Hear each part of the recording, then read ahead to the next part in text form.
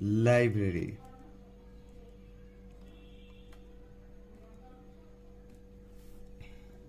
বেবেলস library কি জিনিস? বেবেলস library হচ্ছে একটি ইনফিনিট লাইব্রেরি, যেটার মধ্যে তুমি যা ইমাজিন করতে পারবে সবকিছু আছে।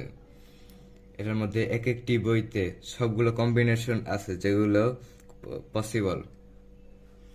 যেমন মনে করেন, এরকম ভাবেই একটি বইতে তোমার শেক্সপিয়ারের সবগুলা লেখা থাকতে পারে, আরেকটি বইতে তোমার